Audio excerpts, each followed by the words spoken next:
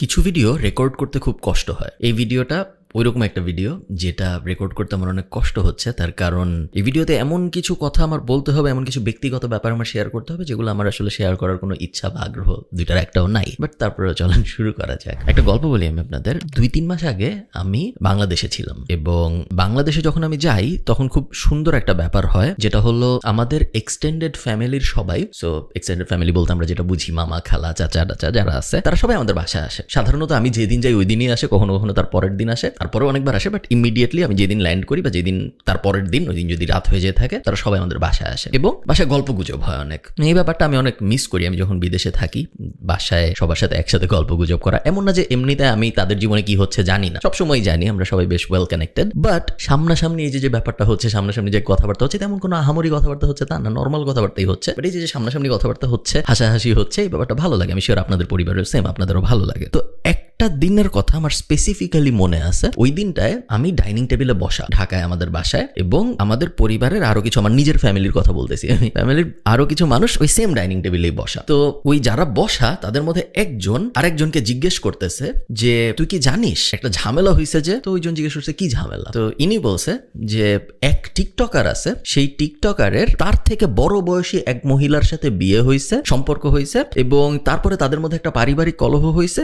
এই টিকটকার তার থেকে বড় বয়সী যে মহিলা, এই দুইজনের যে কাপল, ছেলেটা মহিলাটাকে মারছে, মারার পরে তাকে 300 ফিটে বসুন্ধরায় ফেলে রেখে আসছে। তো যাকে বলা হয়েছে সে বলতেছে হ্যাঁ জানবো না কেন, এই কাহিনী তো সবাই জানে, আমিও জানি। শুধু তাই না, এরপরে উনি আরো এলাবোরেট করছে ব্যাপারটা যে না শুধু এইটুক জানো তুমি, এর থেকেও বেশি জানার আছে। এই যে মহিলা, এই মহিলার আগে এই বিয়ে হয়েছিল, উনার এই বাড়ি আছে, তারপরে উনার এই টিকটকারের সাথে এরকম সম্পর্ক হয়েছে, এবং সম্পর্ক হওয়ার পরে এই হয়েছে, তারপরে ফাইনালি হইলো যে এই মারামারি। আগের পুরো প্রি হিস্টোরি তো তোমার জানতে হবে। যে জিজ্ঞেস করছিল সে বললো হ্যাঁ এত কিছু তো আমি জানতাম না, থ্যাংক ইউ আমাকে জানানোর জন্য। পুরো টেবিলে 2-1 জন এরকমও ছিল যারা আসলে জানতো না পুরো ব্যাপারটা কি, এবং তাদের দিকে অন্যরা এমন দৃষ্টিতে তাকালো যেই দৃষ্টি আমরা সাধারণত আগে, ধরেন কেউ যদি আপনাকে বলতো, ধরেন পূর্ণবয়স্ক একটা মানুষ, সে আপনাকে বলছে যে সূর্য পৃথিবীর চারিদিকে ঘুরে নাকি পৃথিবী সূর্যের চারিদিকে ঘুরে আমি ঠিক জানি না, তো তখন আপনি তার দিকে যেই দৃষ্টিতে তাকাবেন, ওই টিকটকের কাহিনীটা না জানার কারণে ওই দুইজনের দিকেও বাকি সবাই একই দৃষ্টিতে তাকালো যে এইরকম একটা ন্যাশনাল টকিং পয়েন্ট তোমরা জানো না কিভাবে।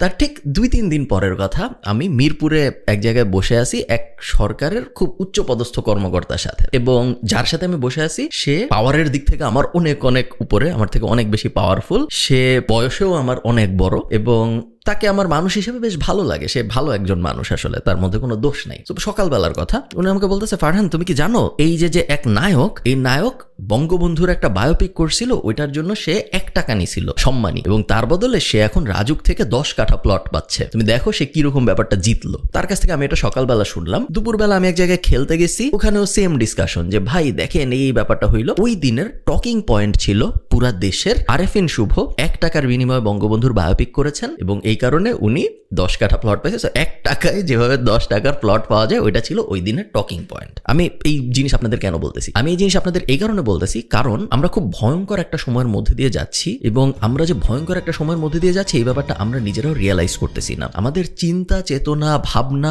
সবকিছু সোশ্যাল মিডিয়া কেন্দ্রিক হয়ে যাচ্ছে, এবং সোশ্যাল মিডিয়ায় ওই পার্টিকুলার দিনে, ওই পার্টিকুলার সপ্তাহে যে জিনিসটা ভাইরাল হয়, পুরা দেশের টকিং পয়েন্ট সেটাই হয়ে যায়, যেটা খুবই আনফরচুনেট একটা ব্যাপার, এবং এর থেকে ভয়ঙ্কর কোনো কিছু হইতে পারে বলে আমার মনে হয় না। কেন আমি আরেকটু এলাবোরেট করবো, বাট আপনি একটু চিন্তা করেন। আমি শিওর আপনারা বিভিন্ন দেশের মানুষদের সাথে কাজকর্ম করছেন, বিভিন্ন দেশের মানুষদের সাথে ওঠা বসা করার সুযোগ হয়েছে। আমি আয়ারল্যান্ডে সেলস টিম চালাই, সো আমি আমাদের টিমের সাথে আমার অনেক কথাবার্তা হয়। এরকম কখনো হয় না আনলেস খুব বড় ইভেন্ট, ধরেন আমেরিকায় সুপার বোল হচ্ছে, ফুটবল ওয়ার্ল্ড কাপের ফাইনাল হচ্ছে, বড় একটা ইলেকশন হচ্ছে, বড় ইভেন্টগুলা বাদ দিয়ে নর্মাল একটা কন্ট্রোভার্সি, নর্মাল একটা গসিপ, যেগুলো আগে শুধু ট্যাবলয়েড পত্রিকায় পাওয়া যেত, ওই পত্রিকাগুলা পড়তে গেলেও মানুষ যে পড়তো তার দিকে এমন ভাবে তাকাইতো যে পড়তো সে নিজেই লজ্জা পাইতো যে আমি কি পড়তেছি ভাই, আমি কি দেখতেছি। ট্যাবলয়েড পত্রিকার স্ট্যান্ডে একদম কোনার দিকে থাকতো, ওই ম্যাগাজিনগুলা কেউ পাবলিক প্লেসে ধরার সাহস পাইতো না। সেই জিনিস এখন হয়ে গেছে আমাদের ন্যাশনাল ডিবেটিং পয়েন্ট, সেই জিনিস এখন হয়ে গেছে আমাদের ন্যাশনাল আলোচনার টপিক, যেটা বাংলাদেশ ছাড়া আর কোথাও হয় না। বাংলাদেশ ছাড়া আর কোনো দেশে আমি এই জিনিস হইতে দেখি না যে সোশ্যাল মিডিয়ায় যেই জিনিস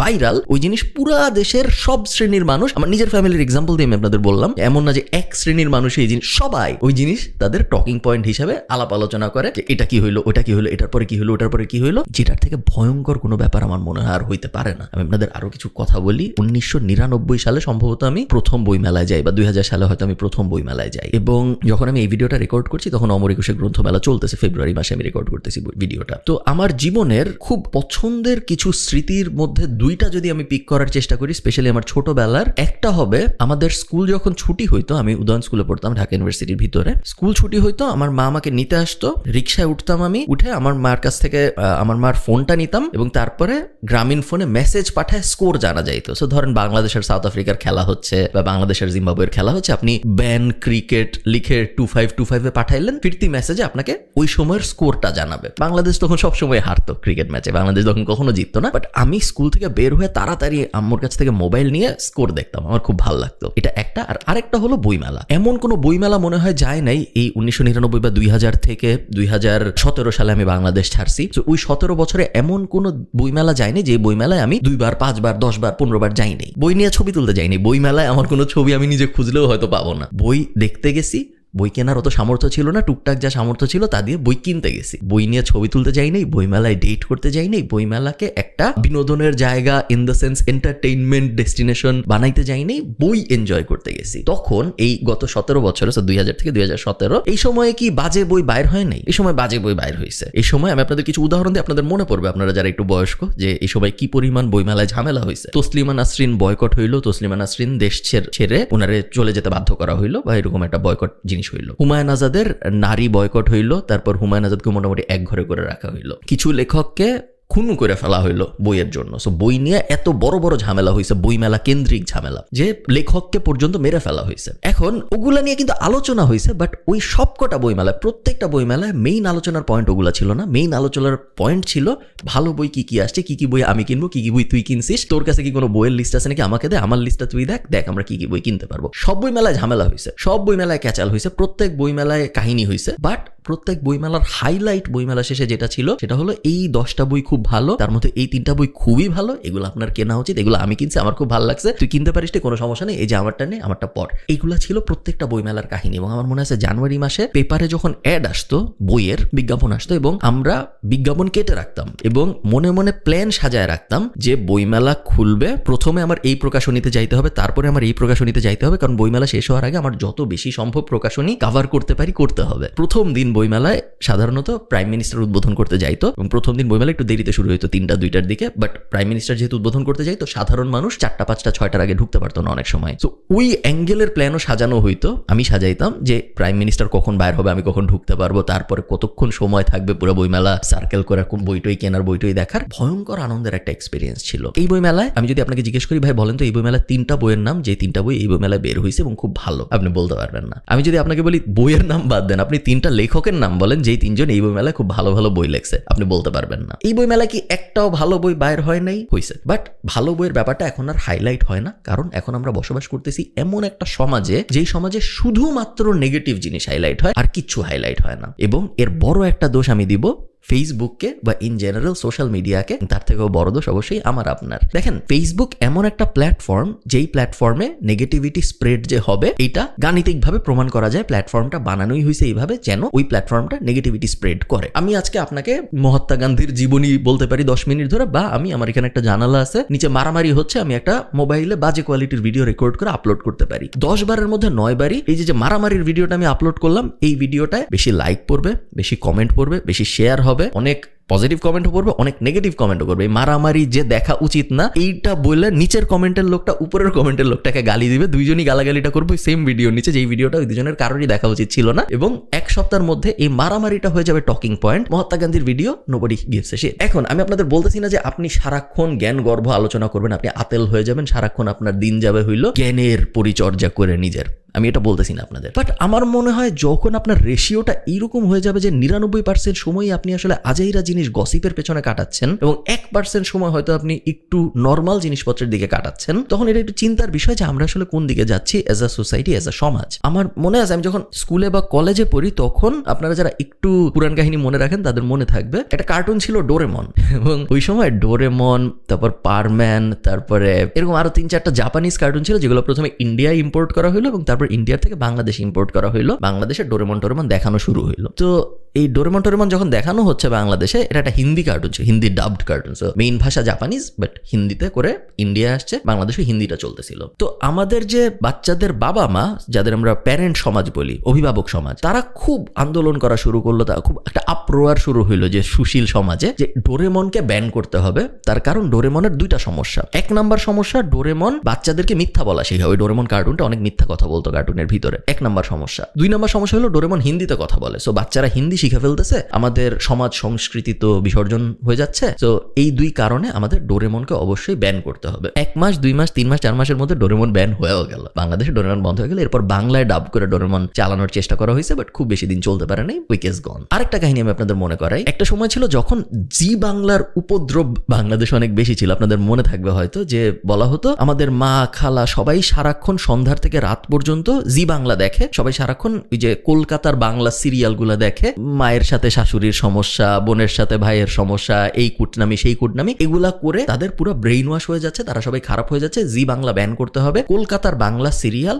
বাংলাদেশে টেলিকাস্ট ব্যান করতে হবে, কারণ আমাদের মা বোনরা ধ্বংস হয়ে যাচ্ছে সিরিয়াল দেখে দেখে। এগেইন সুশীল সমাজ আপ্রোয়ার, ইভেন্চুয়ালি ব্যান হয়েছে। আপনারা ব্যাপারটা বুঝতে পারেন নাই, গত 4 বছরে ডোরেমনের সমস্যা যোগ এই যে আমাদের মা খালার এই যে চ্যানেলের সমস্যা, যেটা জি বাংলার সমস্যা আমরা বলতেছি, এগুলা 300 গুণ বেশি হয়ে ফেসবুক ওয়াচের ভিতরে এবং ইউটিউবের ভিতরে আত্মপ্রকাশ করছে। ডোরেমনে এটলিস্ট কেউ একজন দেখছে, জাপানে যখন প্রথম কার্টুনটা বানানো হয়েছে, কেউ একজন ম্যানুয়ালি এই জিনিসটা দেখে স্ক্রিপ্ট বানায় অ্যাপ্রুভাল দিছে। সিরিয়াল যখন ছাপানো হয়েছে টিভিতে, তখন সিরিয়াল যে অ্যাপ্রুভাল সিরিয়ালের পরিচালক থাকে, একটা ডিরেক্টর থাকে, খারাপ, বাট ওই খারাপের একটা লিমিট আছে। সোশ্যাল মিডিয়ায় যখন কিছু আপলোড করা হয় এখন, এই খারাপের কোনো লিমিট নাই, এবং আমরা একটা নেগেটিভ সার্কুলার মোশনের মধ্যে আছি, যেখানে প্রত্যেকে নতুন খারাপের ব্যারিয়ার সেট করতেছে, তার কারণ আগের খারাপে আর কাজ হচ্ছে না। আমি একটু এলাবোরেট করি, তাহলে আপনার বুঝতে সুবিধা হবে যে কেন এই ব্যাপারটা এত বেশি ভয়ঙ্কর, এবং আমি কেন এই বিষয়টা নিয়ে অনেক বেশি চিন্তিত, এবং আমার মনে হয় আপনাদেরও চিন্তিত হওয়া উচিত। দেখেন, হিউম্যান বিং এর সেন্সিটিভিটি টলারেন্সের একটা বিষয় আছে, যে আপনি মনে করেন আজকে রাস্তায় হাঁটতে বের হয়েছেন, আপনি রাস্তায় হাঁটতে বের হয়ে দেখলেন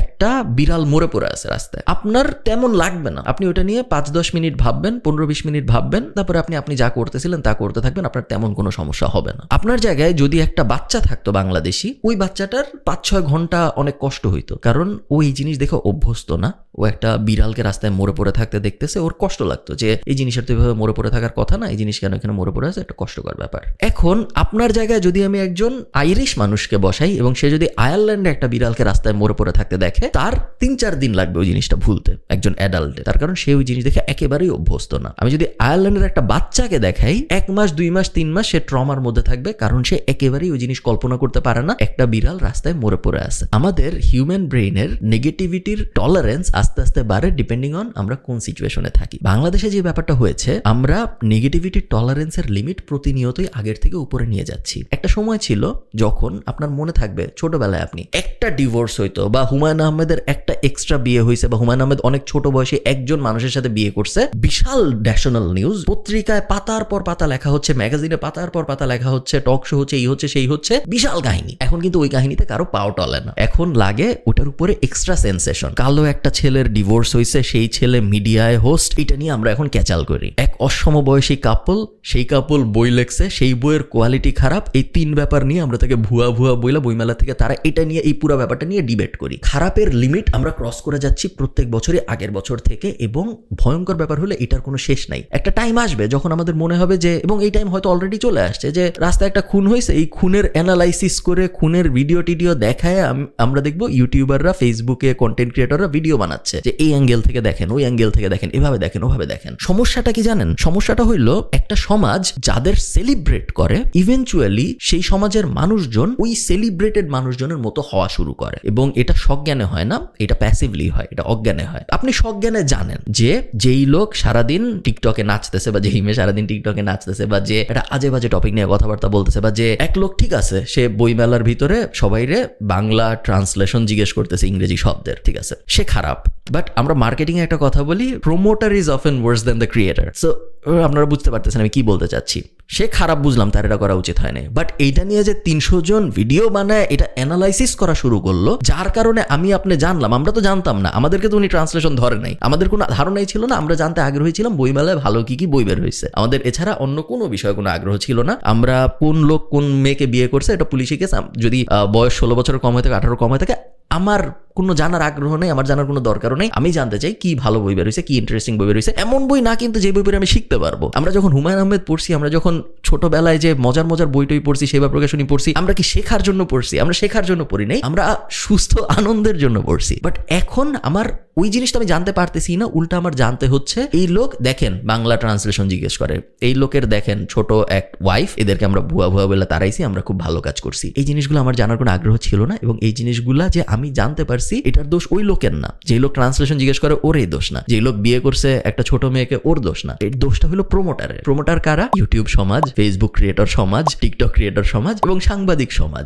সাংবাদিকতায় যে কি ভয়ঙ্কর অধপতন হয়েছে আমি শিওর আপনারা সবাই দেখছেন গত 3-4 বছরে, যে ক্লিক বাণিজ্য ডিপেন্ডেন্ট পুরো নিউজ মিডিয়া হয়ে গেছে। এবং একটা টাইম ছিল যখন পেপার পড়লে ভালো লাগতো, মনে হইতো অনেক কিছু জানছি। একটা টাইম ছিল যখন টিভিতে নিউজ দেখলে মনে হইতো অনেক কিছু জানছি। এখন আমরা দেখতেছি যে টিভির যে নিউজ পোর্টাল ওগুলো সব কিন্তু ইউটিউবে চলে আসছে, এবং তারা চটকদার হেডলাইন দিয়ে সেই অবস্থা একদম মানে প্রত্যেকটা আপনাকে ক্লিক করায় ছাড়বে যে দেখুন এটার সাথে এই হয়েছে, ওটার সাথে ভয়ঙ্কর বাজে অবস্থা। একটা স্পেসিফিক টিভি চ্যানেল আছে, আমি প্রতিবার যখন বাংলাদেশে যাই প্রতিবারই তারা আমাকে ইন্টারভিউয়ের জন্য ডাকে, এবং প্রতিবারই আমি মানা করি ভয়ে, তার কারণ আমি ওই চটকদার হেডলাইনের অংশ হইতে চাই না। সেম জিনিস আমরা দেখছি প্রিন্ট মিডিয়ার থেকেও হয়েছে। আগে প্রিন্ট মিডিয়াগুলো কত ভালো ছিল, এখন সবার ফেসবুক পেজে চটকদার কথাবার্তা, সবারই এখন ইউটিউব চ্যানেলও আছে, ইউটিউব চ্যানেলে চটকদার কথা। কারণ উনাদেরও কিন্তু একা দোষ না, তার কারণ আমাদের নেগেটিভিটি টলারেন্স লেভেল এত উপরে চলে গেছে, এখন নর্মাল ডিভোর্সের কথা আমরা ক্লিক করি না। এখন আমাদের জানতে হবে ডিভোর্স হয়েছে এক ইনফ্লুয়েন্সার, তার থেকে বড় বয়সী একজন 2 বাচ্চা সহ তাকে বিয়ে করছে, এটাই আমরা ক্লিক করি না। এখন আমরা ক্লিক করবো 2 বাচ্চা সহ যেই মহিলাকে বিয়ে করছে তার অতীত হিস্ট্রি কি, এটা আমার জানতে হবে। ওইটা যদি আমাকে জানান তাইলে আমি ক্লিক করবো, তার আগে আমি ক্লিক করবো না। 2 বছর পর ওটাও আমি আর ক্লিক করবো না। তখন আমার জানতে হবে যে এর যে অতীত হিস্ট্রি ছিল, সেই অতীত হিস্ট্রির মধ্যে গোপন 10টা ব্যাপার, যে 10টা ব্যাপার আমার আগে জানা ছিল না, তখন আমি ওইটাই ক্লিক করবো। আমরা বুঝতে পারছেন সমস্যাটা কোথায় হচ্ছে? আমাদের নেগেটিভিটির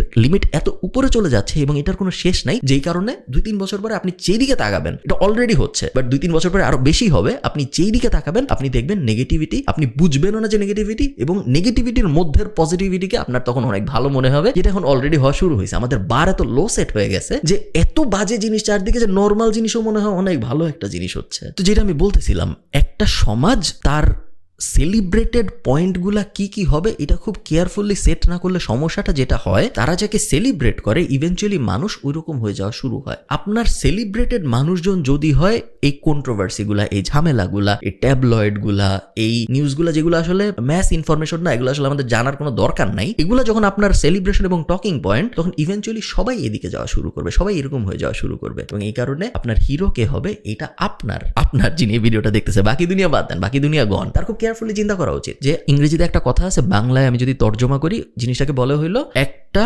সার্কাসের ভিতরে সবই দরকার হয়, কিন্তু যে সার্কাস বানায় তার খুব কেয়ারফুলি চিন্তা করতে হয় যে আমি কয়টা ক্লাউন রাখবো ভার্সেস আমি কয়টা সিংহ রাখবো, এবং আমি কয়টা জকি রাখবো ভার্সেস আমি কয়টা ট্রেনার রাখবো। একটা সমাজে সবাই ক্লাউন হইলে সমস্যা, একটা সমাজে সবাই নাচলে সমস্যা, একটা সমাজে সবাই রোস্টার হইলে সমস্যা, একটা সমাজে সবাই মজার ভিডিও বানাইলে সমস্যা। একটা সমাজে ব্যালেন্স দরকার, এবং এই ব্যালেন্স যদি না থাকে, সবাই যদি মজার ভিডিও বানায়, সবাই যদি আপনাকে বিনোদন দেওয়ার চেষ্টা করে, সবাই যদি মুখরোচক খবর বানানোর চেষ্টা করে, তাহলে এই সমাজটার খুব বড় ধরনের অধপতন হয়, যে অধপতন এখন হচ্ছে। এবং এই অধপতনের পেছনে ক্রিয়েটররা তো দায়ী, প্রমোটাররা তো দায়ী, এবং আপনিও দায়ী কনজিউমার হিসেবে, কারণ আমরা কনজিউম করতেছি। একটা সময় ছিল যখন আপনি কোনো কিছু প্যাসিভলি অ্যাভয়েড করতে পারতেন, এখন আর ওই জিনিস সম্ভব না। আপনার আমার পক্ষেই সম্ভব না। চিন্তা করেন আমার আপনার বাবা মা কিভাবে করবে, কোনোভাবেই সম্ভব না। আপনি ফেসবুকে যাবেন না, কিন্তু ফেসবুকে যাবেন, ফেসবুক তো আর অ্যাভয়েড করা সম্ভব না। আমাদের বর্তমান যে সিচুয়েশন, এই সিচুয়েশনে ফেসবুক কাউরে বাদ দিয়ে দিতে বলাটা খুব একটা লজিক্যাল কাজ না, বেশিরভাগ মানুষ হয়তো দিতে পারবেও না। আপনি গেলেন ফেসবুকে, আপনি এখন ফেসবুক ওয়াচের ভিতরে ঢুকলেন, ফেসবুক ওয়াচের ভিতরে আপনি যখন ঢুকবেন 3-4টা ভিডিওর পরেই আপনি দেখবেন এমন একটা ভিডিও, যে ভিডিওটা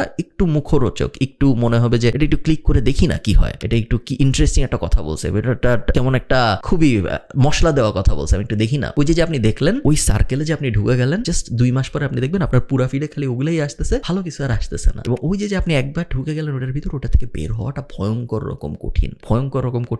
আপনি পারবো না। আমার নিজের আমি ফেসবুকে যাই না, আমার মোবাইলে ফেসবুক অ্যাপ নাই। আমি যখন ডেস্কটপ দিয়ে মাঝে মধ্যে ফেসবুকে ঢুকি, তখন আমি নিজে, যে ফেসবুক কনজিউম করে না, সেও এইসব দেখে ফেলে। তাহলে চিন্তা করেন আমার আপনার বাবা মার কি অবস্থা, যে এত কিছু বুঝতেছে না, তার তো মনে হচ্ছে দুনিয়াটা এটাই, এবং তার ব্রেইন আস্তে আস্তে পুরো ফ্রাইড হয়ে যাচ্ছে। সে যে মানুষ হিসেবে বেঁচে আছে, এই বেঁচে থাকার মধ্যে আর কোনো সার্থকতা নাই, তার কারণ তার বেঁচে থাকাটা এই কন্ট্রোভার্সিয়াল জ্বালাময়ী মুখরোচক দুনিয়াটার মধ্যে সীমাবদ্ধ হয়ে গেছে, যার থেকে স্যাড ব্যাপার আর কিছু হইতে পারে বলে আমার মনে হয় না। এই জিনিস আমি এই জন্য বলতেছি, এত বড় র্যান্টে আমি এই জন্য গেলাম, তার কারণ আমাদের তরুণ সমাজের অবস্থা খুব খারাপ, আমাদের দেশের অবস্থা খুব খারাপ। আমাকে একজন বলতেছিল বাংলাদেশ এমন একটা দেশ যে এই দেশটা একটা রোল মডেল, তার কারণ এই দেশের সবাই সব কয়টা শ্রেণী খারাপ। এমন দেশ আছে যে দেশের রাজনীতি খারাপ, বাট ওই দেশের সাংবাদিকরা এটা নিয়ে অনেক কথাবার্তা বলে, বা ধরেন রাজনীতি এবং সাংবাদিকরা খারাপ, বাট ওই দেশের যে জনপ্রিয় নায়ক নায়িকা তারা এটা নিয়ে মাঝে মধ্যে ইন্টারভিউতে প্রোটেস্ট করে যে দেখুন দেশের কি খারাপ অবস্থা হয়েছে, দেখুন সমাজের কি খারাপ অবস্থা হয়েছে, দেখুন সাংবাদিকদের কি খারাপ অবস্থা হয়েছে। কিছু দেশ আছে রাজনীতি খারাপ, সাংবাদিক খারাপ, নায়ক নায়িকা খারাপ, বাট ওই দেশের খেলোয়াড়রা আবার ভালো। ওই দেশের খেলোয়াড়রা মাঝে মধ্যে ওই যে টেক দ্য নি, ওরা প্রোটেস্ট করে বিভিন্ন বিষয়ে, ব্ল্যাক লাইভস ম্যাটার হ্যান ত্যান, এগুলো নিয়ে বিভিন্ন প্রোটেস্ট করে খেলোয়াড়রা। বাংলাদেশ এমন একটা দেশ যে দেশের সবাই হোলিস্টিকলি খারাপ। তো সাংবাদিক খারাপ, রাজনীতি খারাপ, নায়ক খারাপ, গায়ক খারাপ, কন্টেন্ট ক্রিয়েটর খারাপ, সবাই খারাপ। হোলিস্টিকলি আমরা সবাই খারাপ, সবাই একসাথে অংশ। তো যেই দেশের এরকম ভয়ঙ্কর অবস্থা, সেই দেশের কোনো ভবিষ্যৎ কিন্তু খুব বেশি আসলে দেখা যায় এরকম না। এবং আপনি যদি কাছের থেকে দেখেন, আমাদের যেহেতু ধরেন আমি এই যে ভিডিও বানাই, ভিডিও আমার মেইনলি দেখা হইলো 25 থেকে 34 বছর বয়সী মানুষ, প্যাসিভ জার্নাল আছে যেখানে 22,000-এর মতো মানুষ আছে। আমি খুব কাছের থেকে তরুণ সমাজ দেখি এবং কাছের থেকে দেখে আমি প্রত্যেক দিন এই রিয়েলাইজেশন আরেকবার পাই যে আমাদের অবস্থা খুব ভয়ঙ্কর এবং আমরা প্রতিনিয়তই আরো খারাপের দিকে যাচ্ছি। আমার কথা আপনার বিশ্বাস করতে হবে না। আপনি আপনার বাবাকে, আপনি আপনার অনেক বড় কোনো ভাই থাকলে তাকে, বা আপনার দাদাকে, চাচাকে জিজ্ঞেস করেন যে আপনারা যখন ছোট ছিলেন আপনারা কি নিয়ে আলাপ আলোচনা করতেন, আপনারা যখন কলেজে পড়তেন, আপনারা যখন ইউনিভার্সিটিতে পড়তেন, আপনারা কি নিয়ে আলাপ আলোচনা করতেন বলেন তো? আপনারা বন্ধুরা এক হইলে বা চায়ের দোকানে গেলে বা কোনো একটা ডিবেটিং পয়েন্টে বসলে কি নিয়ে কথাবার্তা হইতো মেইনলি? আপনি দেখবেন কি কি ইন্টারেস্টিং টপিক বের হয়, অনেক ইন্টারেস্টিং টপিক বের হবে। বাট আপনি নিজে চিন্তা করেন তো, আপনি আপনার বন্ধুদের সাথে কি নিয়ে কথাবার্তা বলছেন লাস্ট গত 1 মাসে 2 মাসে? আপনি কথাবার্তা বলছেন নর্থ সাউথের নাচ নিয়ে, আপনি কথাবার্তা বলছেন বই মেলার ভিতরের এই ঝামেলাগুলা নিয়ে।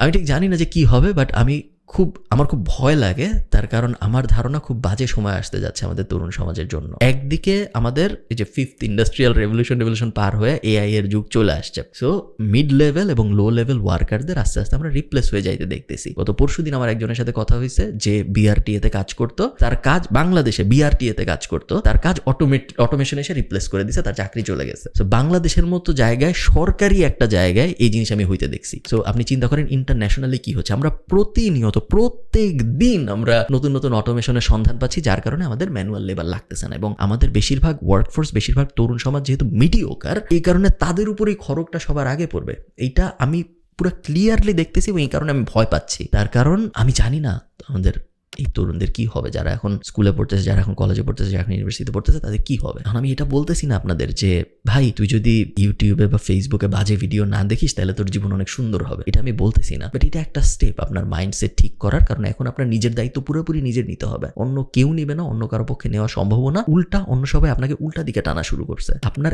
অ্যাক্টিভলি এখন চেষ্টা করতে হবে যে না, আমি আগামী 10 বছর এই জিনিস করতে চাই, আমি এইরকম একজন মানুষ হইতে চাই যেন আমি পিছন ফিরে তাকাইলে আমার বাচ্চা যখন আমাকে জিজ্ঞেস করবে, ভাই, বাচ্চা তো আপনাকে ভাই বলবে না, বাপ তুমি কি করতা, আপনি যেন তাকায় বলতে পারেন যে না, আমি সারাদিন রোস্টারদের ভিডিও দেখতাম না, আমি সারাদিন টিকটকারদের ভিডিও দেখতাম না, আমি এই 10টা জিনিস করছি, দেখো এই 10টা জিনিস নিয়ে তুমি প্রাউড হইতে পারো। তুমি তোমার বন্ধু বান্ধবদের যে বলতে পারো যে আমার বাপ এই 10টা জিনিস করছে বা আমার মা এই 10টা জিনিস করছে। ওই জিনিস এখন হচ্ছে না। এটাই আমার আজকের ভিডিওর পয়েন্ট। এবং আমি চাই আপনারা একটু সতর্ক হন, জাস্ট একটু সতর্ক হন, এবং আপনার নিজের ছাড়া আপনার বাঁচার আর কোনো উপায় নেই। খুব ভয়ঙ্কর সময় আসতে যাচ্ছে সামনে।